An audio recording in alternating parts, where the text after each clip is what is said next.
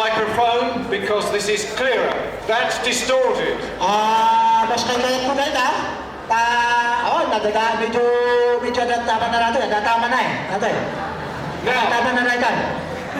I'm very pleased to be here today. Naraksakak lang na itatangag sapa. I feel God is going to work today. Amok na niya po Diyos ko talaga at alam nito na kanya tayo tangag sapa. I'd like to just share a few words firstly about my friends. Bago lahat, gusto ko na magkwento sa inyo tungkol sa isang kaibigan ko. This man here Siyang magaya, di ba bagana? is Dr. Pollock. Doktor ano? Pastor Pollock. Pastor Pollock. Okay. Doktor Putol siguro. He's got one leg. Doktor Putol nga. He's sent here to speak the gospel to you. Ito doon para iwalagawag kanya pinasayahan sa utya po. The common thing is he's a criminal too, a former criminal. Problema lang, kaparehas ko na kayo ka talagang criminality. So 13 years in New Bidawin prison. 14 years. 14 years for your correction. So, that's Dr. Pollock. He's come to share and work with you. Siya may pastor na umay kanyayo, ang Pastor William Pollock, umay kishare kanyayo. And my other colleague, our president of the Trojan Horse, Tumaysapay na kapsat ko dito Trojan Missions. Lucas P. Dangatin. Kaya nagsaunto mo kano ng Pastor Lucas Dangatan. Again, a former inmate of New Dati Bidawin mo prison. makadrop idudi pa yung grupo ko dito pagyo. We have another gentleman here. Ang dami tumaysa nga kadrop ito. He's not a criminal, Ang mahal na grupo na lang. but if he was caught, he'd be put in prison. So, kanano tayo binipipiso. Now, we have one thing in common. We're all sinners. Pare-parehas tayo ng mga kasalanan. Well, let's say we were. Right, sige. We were all sinners. Right, sige. But Jesus Christ has set us free. Ngayon, kung ay kasama nga malagpaso tayo, tayo ay pinalaya ng Panginoon. And delivered us Tayo ay pinalaya from a life of crime, sa mga kasalanan natin nakamito. some of drug dealing, Sa mga drug dealings natin. promiscuous lifestyles. Sa mga makamito na lang. In other words, we didn't care about anybody but ourselves. Kumasa pa, awan po beplanto kung ano-anaman to, sino man tidak na ito tayo. But our Lord Jesus has saved us. Ngayon, Kristo, talaga lang siya mga totoo. And we've come to share with you that story. Kasi siguro dito importante na iulit ngayon. Now, one word more. It may be that some of you should not be here. Masa pa, siguro, dapat sa kanya yung dapat hanga dato. We have learned of many people that have been sent to prison for crimes they haven't done. Nalaman namin na napakaraming mga napulando, pero yung mga iba ay talagang hindi na ginawa. There are some of you here that you know you've done crime and you deserve it. Dapat ang mga mo ni kanya yung talaga nga nalaman ko, so dapat lamang, ada ka to. Now, for my benefit, I want to know who's here and they should be. Kung kahit naman, sino nga talaga ito dapat nang gano'n to? Will you admit if you're here and you've done real crime?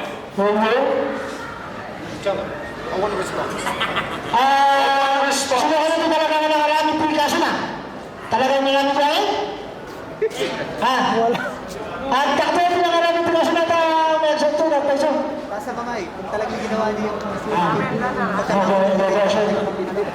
If you won't admit to it, then I assume you're all innocent.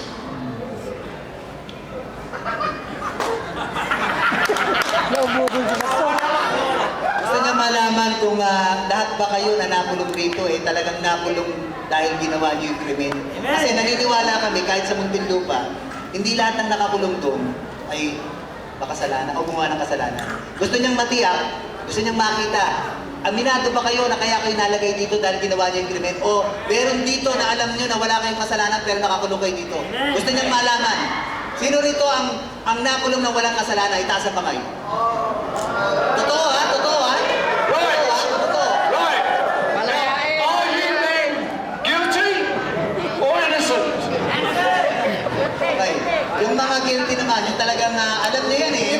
Okay. O yung mga innocent na muna, yung mga nakulong na... Ito, gusto lang namin na magsosurvey lang kami. Gusto namin malaman yung totoo. Hindi tayo pwede maglokohan dito. Okay? Who's innocent? Alam niyo kung kayo ay talagang ano. Sige, kung sino yung talagang taas ang kamay, yung nakulong na walang kasalanan. Okay. That's enough. Right, now. Okay, now listen to me. I cannot do anything about that. Okay. Wala raw siyang magagawa. Okay. But what I can say is that God will help you. Okay. Ang masasabi lang niya, ang Diyos lang ang kayang magpalabas sa inyo rito. And God has a purpose for it. At ang Diyos ay may plano, kaya kayo narito. Kailangan makita niyo yun eh. You must trust your life to God to deal with it. Pagkatiwala ninyo kung anumang kahirapan o burden na meron kayo kabigatan sa Panginoon. But for you that know you're guilty, Doon sa mga tao na alam na talaga namang ginawa nila, krimen, then you can join with me. I have been very guilty, very guilty. pwede kayong makaisa dahil siya rin ay dati rin galing sa kulungan din. And God loves to save men that acknowledge they're guilty. At mahal ng Panginoon yung mga tao umaamin doon sa kanilang pagkakasalang ginawa. O yung masasamang tao na umaamin na talaga sila yung masama. My Lord Jesus Ang aming Panginoong Jesucristo can take you ay kaya kayong dalhin, and make you a son of God or daughter of God. kaya kayong gawing anak niya, ibalik sa kanya. Make you a noble person, Gawin kayo uling mabuti an at honorable person. kaluwalhati sa And Diyos. God will be well pleased with you. At ang Diyos ay matutuwa kung yun ay mangyayari. You'll become a good member of society Kayo ay magiging magandang ehemplo sa ating and sociedad. teachers of good things. And teachers of good At things. tagapagturo ng mga bagay na maganda. And He's able to do it. At kaya lamang yan ng ating Panginoon Jesucristo. Now I want to now just talk a little story about what Jesus said one day. Okay, at magkwento siya ng isang istorya tungkol sa story ng ating Panginoon Jesucristo. The Lord Jesus Christ lived 2,000 years ago. Ang ating Panginoon Jesucristo ay namuhay 2,000 taon. And He told a story about a man that was possessed with a demon. At nagkwento siya ng isang tao na aniban ng masamang espiritu. It said that he had a legion of demons. At ito ay pinasukan pa ng napakarami na masamang espiritu. And they drove him crazy. At talaga namang nasira ang ulo. So much so that his life was distracted. At talagang halos wala na halagang buhay niya. And people were afraid of him. At ang mga tao, nung makikita siya, natatakot. And they chained him. At siya'y kinadena. And he lived amongst the tombs. At siya'y tumira sa nicho, sa mga cemetery siya na natulog, tumira. And such was his supernatural strength that he broke the chain. At dahil nga siya'y possess, may masamang espiritu siya, malakas siya, kaya niyang sirain yung kadena. And that's symbolic of the power of Satan over a man in sin. At yun ang katibayan na ang demonyo ay kaya tayong pasukin at kontrolin tayo. I was such a man. Yun ang kanyang naging istorya rin. He was such a man. Katulad din ni Pastor Lucas, He was such a man. katulad din ni Pastor William, He was such a man. katulad din ni Pastor Dean. Every man that's been born again were such people. Okay. Ang lahat daw ng tao na nakakilala ay once upon a time ay gano'n ang sitwasyon. Okay? Nandun nasa paghahari ng Diablo. Okay? Jesus came to save people from that condition. Okay. Naparito ang ating Panginoon upang alisin kayo doon sa sitwasyon na yun. Now the picture we have of the man in the tombs chained up, the real picture is we are all like that do not know God. Okay. Ang reality daw ng istorya na yon, halos lahat tayo, sinasabi natin meron tayong Diyos, pero ang totoo, hindi natin kilala ang Diyos. All our sins, our bad habits and vices, Okay. Kaya tayo namumuhay doon sa mga bagay na hindi kalugod-lugod sa Diyos. Yung mga bisyo natin. Kaya kayo narito hindi nyo kilala ang Diyos.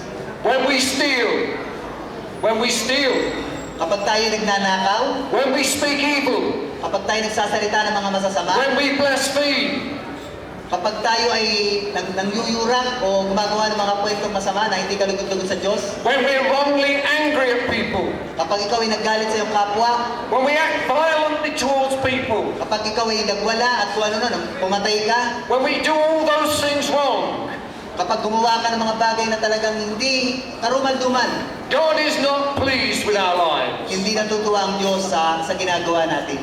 And He came to save us from the end. At siya'y naparito rito upang marinig ninyo ang salita niya. Now Jesus is able to deliver us. Tanging ang Panginoong Jesucristo lamang ang kayang magpalaya sa inyo. And if we're not delivered from our sins, At kung hindi kayo lalaya at patuloy na gagawin ninyo yung mga krimen na yan na ginagawa ninyo, the Bible is clear. God will judge us for our sins. ang sabi ng Biblia, hahatulan tayo ng Panginoon sa lahat ng pagkakasalang ginawa. We need to be delivered. Kailangan tayong lumaya. We cannot do it ourselves. Hindi natin kayang baguhin ang ating sarili, kagaya ng kanta ni Andrew E. Gusto kong bumait, ngunit di ko magawa. Totoo yun. Our Jesus is God's only Son. Ang ating Panginoong Jesucristo lamang ang siyang may karapatan, nakakayahan. God our Father sent Him into the world. Kaya binigay ng Diyos Ama sa isang bugtong na anak, He was born of Mary, pinanganak ni Maria, the Virgin. na isang birhen, She conceived and Jesus was born. at ibisinilang niya ating Panginoon, at eto nga, siya nga narito ngayon sa atin, He came to live the life that we cannot live. siya lamang ang namuhay sa mundo na banal. He came to wage war against Satan for us. At kaya siya narito upang labanan ang sanlibutan, ang gawa ng Diablo. He came to lay down His life for us. At kaya niya binigay ang kaisa-isa niyang buhay para sa atin. He came to take away our sins and the guilt of sin. Naparito siya para alisin, linisin kayo, patawarin kayo sa lahat ng inyong mga pagkakasala. He came to die on the cross. At kaya siya namatay sa krus. The reason for His death, Ang dahilan ng kanyang pagkamatay, that He should take upon Himself my sins. dapat kapatid, tayo ang nakapako sa krus. Kaya hanggang hindi ninyo nakikita na yung krus, kailangan ang makita nyo unang nakapako doon, sino? Si Pastor Gani. Tapos ito. Lahat tayo dapat nakapako ron. He took upon himself the guilt of the sins of the whole world, that is, the elect of God. Inako niya lahat ng kasalanan ng sanlibutan.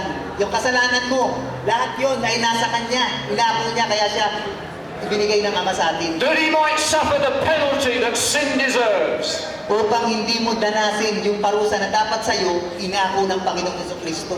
When my Jesus died, Nang ating Panginoong Jesus ay mamatay, His cry on the cross was this: ang kanyang isinigaw sa cross nung time na nakapako siya, Father, Father, Ama, my God, Diyos ko, why have you forsaken me? bakit mo ko pinabayaan? The Father forsook His Son to save sinners such as we are. Alam niyo ba ang dahilan kung bakit iniwan ng Ama ang ating Panginoong Jesucristo? Nung time na nakapako ang ating Panginoong Jesucristo sa cross, hindi nakabanalan ang nakita ng Ama sa Kanya, kundi yung kasalanan natin na nakakabalot sa Kanyang buong katawan. At hindi pwedeng tumingin ang Ama sa isang marumi. He died the death due to the sinner. At yun ang naging dahilan kung bakit siya namatay para sa atin. It was my sins that put Jesus to death. Yung kasalanan natin ang nagpako sa Kanya dun sa krus. If my Jesus hadn't died for me, Isipin niyo na lang, kung ang ating Panginoong Jesus na nagbuwis ng buhay para sa inyo, I could well be in the death chamber for crimes I'd done. kung hindi niya ginawa yun, malamang, nasa silya electric na siya o lethal injection siguro tayo ngayon, kung sakasakali. Jesus came to save the worst of men. Naparito ang Panginoon upang iligtas kahit gaano ka pa kasama, kahit sino ka pa. So He died Kaya siya namatay to save. para tayo ay tubusin. But God raised Him from the dead. Ngunit ang Diyos Ama ay binuhay siya muli sa ikatlong araw. The third day He rose from the dead. Nabuhay siya sa ikatlong araw. And later on, 6 weeks later, Okay, anim na linggong lumipas, the Spirit of God came down upon men, ang banal na Espiritu ng Diyos ay nanahan sa mga tao which demonstrated he was received by God the Father. upang ipakita sa Ama at sa lahat na siya ang tunay na Diyos, buhay na Diyos. He was well received. At siya ay tinanggap. And he, the Lord Jesus, sent people into the world to say it's finished. At yan ang dahilan kung bakit kami narito upang ipahayag sa inyo ang mabuting balita. And through his life and death, when we are saved, Kapag tayo naligtas, all our sins are removed. ang lahat ng ating mga kasalanan ay lilinisin natin. And Jesus gives you righteousness, At babaguhin ka ng Panginoon. holiness, Ikaw ay magiging banal. that you might live before God and please God. At ang gagawin mo ngayon, dahil nga tinanggap mo siya bilang Panginoon at tagapagligtas, hinayaan mo siya nang magkontrol ng buhay mo, magiging banal ka. And it's God's free gift to you. At yan ay libre, hindi namimili ang Diyos. You Kaya, don't have to do anything. yung mabubuting gawa ay gagawin ninyo sapagkat nasa inyo na ang banal na Espiritu ng Diyos. It's free. Libre. You don't have to work for it. Hindi natin kailangan pagsikapan ng mga bagay. You don't have to beg for it. Hindi pwede tayong magpakaawa sa Kanya. All you have to do is believe that Jesus is the Christ, Dapat lamang kayong maniwala na ang ating Panginoong Jesucristo ay ang tunay the at buhay na Son Diyos. of the living God, Anak ng ating Ama. that he came into the world Na siya'y naparito sa mundo to save you. upang kayo iligtas. Now, I'm not going to say anymore because God will do the work today. Wala na daw siyang ibang sasabihin at bahala na ang Diyos na gumawa sa ating kapaligiran ng mabuting bagay. And I want to ask this question. Meron siyang itatanong lamang sa inyo.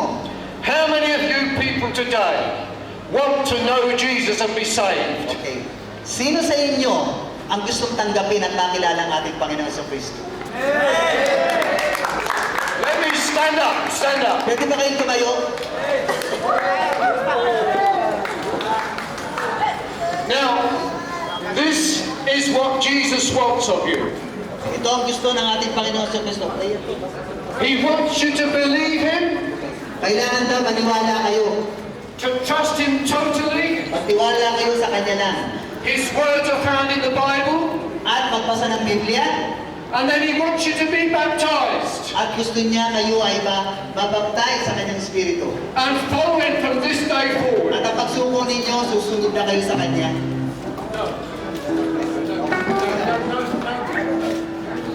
Now, how many of you Ilan sa inyo will follow Jesus today? ang isusuko ang buhay sa ating Panginoon?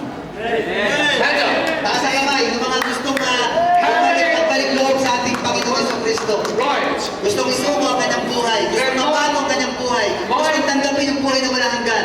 My word to you, Ang aking salita sa inyo I'm commanded of the Lord na siya ay binigyan ng authority ng Panginoon to instruct you to be baptized. upang kayo ay makaramdam ng baptism ng Banal na Espiritu ng Diyos. And we'll do it today, At gagawin natin ngayon yan. if it's convenient.